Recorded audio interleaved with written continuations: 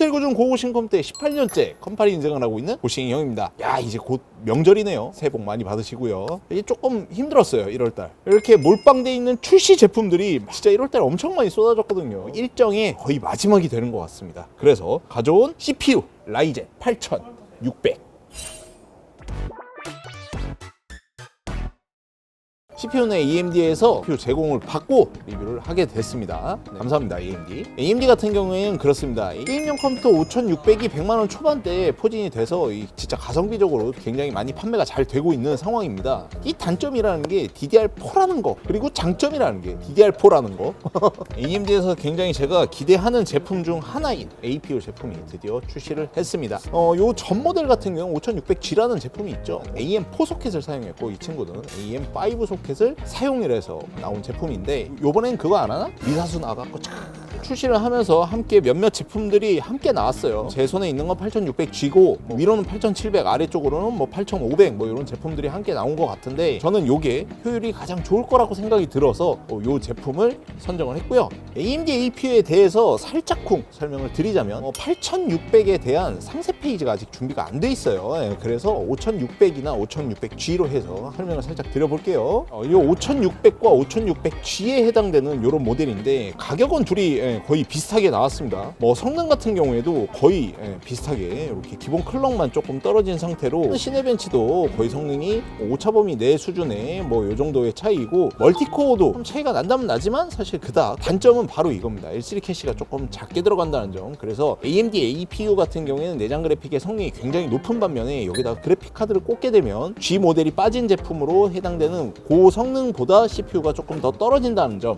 그래픽 카드는 집어넣게 되면 게임 용도로는 조금 적합하지 않습니다. 그렇게 알고 계시면 될 것 같고, 근데 이게 또 내장 그래픽이라고 하니까 외장 그래픽만큼 성능이 잘 나올지, 이게 또 얼마나 예전 걸 갖고 와야 이게 또 비빌만 할지, 이게 원래 새우 싸움이 제일 재밌는 거거든. 8600G에 해당되는 내장 그래픽을 한번 찾아보니까 라데온 760M이라는 그래픽이 들어가 있더라고요. 그래서 이 제품이 어느 정도 성능인지 좀 예전 거긴 하지만 보급형으로 굉장히 판매량이 많았던 1050 Ti 제품과 함께 테스트를 한번 돌려봤습니다. 이렇게 벤치 환경은 딱 고정을 해놓고요. 처음으로 롤입니다. 사양이 낮아서 풀옵션으로 진행을 했고요. 내장 그래픽이 낮아도 이건 다른 제품에서 잘 되는 걸 확인들을 많이 해보셨을 겁니다. 아무리 낮은 그래픽이지만 그래도 1050 Ti가 좀 더 높은 프레임을 뽑아내는 걸 확인할 수 있습니다. 다음은 오버워치인데요. 풀옵션으로 하다 보니까 둘 다 프레임이 매우 형편이 없어요. 둘 다 할만한 수준은 아닌 것 같긴 하지만 옵션 조정을 하게 되면 플레이는 가능할 수준까지는 충분히 올라오긴 하더라고요. 자, 마지막 벤치는 배그입니다. 옵션은 옵치에서 이미 엄청나게 무너지는 걸 느껴서 국민 옵션이라고 하는 3트라 옵션, 요거를 진행을 했습니다. 이야,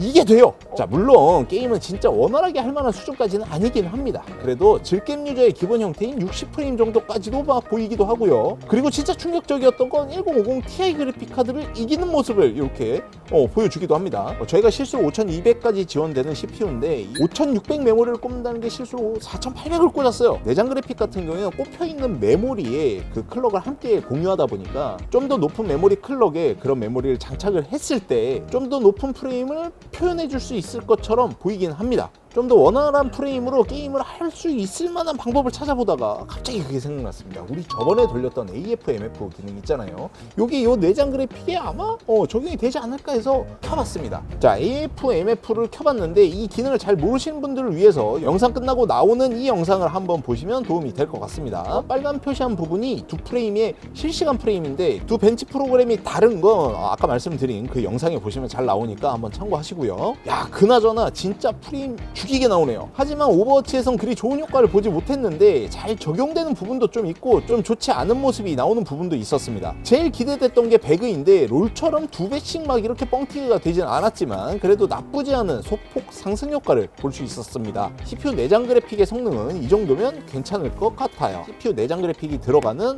요런 게임들, 피파, 메이플, 롤토 체스 정도까지는 완전 쌉 가능할 것 같고요. 옵션 조정을 조금 한다면 뭐 디아2, 스타2, 뭐 오버 오버워치 뭐 요 정도 선까지는 충분히 원활하게 잘 될 것으로 예상이 됩니다. 1050 Ti 제품과 굉장히 비슷하다 보니까 유튜브에도 한번 쳐보세요. 1050 Ti 그리고 뒤에 게임용 뭐 이런 식으로 치면 어느 정도 프레임이라든지 이런 것들이 거기에 함께 나오니까요. 유출을 하셔서 요 CPU를 함께 선정하면 참 괜찮을 것 같다. 근데 무조건 이 내장 그래픽이 다 좋은 것만은 아니에요. 코어를 한번 돌리려고 해봤는데 지금 엠바고 이전이라서 아직까지 안 되는 건지 그냥 이건 안 되는 건지 잘 모르겠지만 이렇게 실행이 안 되는 모습을 확인할 수 있었습니다. 말씀드린 대로 내장 그래픽은 라데온 760M을 사용을 했고요. CPUZ에서 코드네임은 피닉스로 뜨네요. 6코어 12스레드 제품이고요. 캐시 메모리는 이 정도에 CPU가 돌아갈 때 사용하는 전력량인 TDP 65W라고 나와 있는데 이게 가끔 뻥을 칠 때도 있거든. 그래서 직접 확인을 해봤습니다. 실제 RE3을 돌려보니까 65W 정확하게 사용하더라고요. RE3 싱글은 1785점, 멀티는 13411점의 점수를 획득했고요. 정확하게 어떤 쿨러가 기본 쿨러로 나온지는 잘 모르겠어요. 하지만 예상은 레이스 스텔스라고 불리는 이 쿨러가 될 것 같긴 한데 이걸로 장착을 해봤어요. R23에서 95도에서 스로틀링이 오긴 합니다. 자, 그래서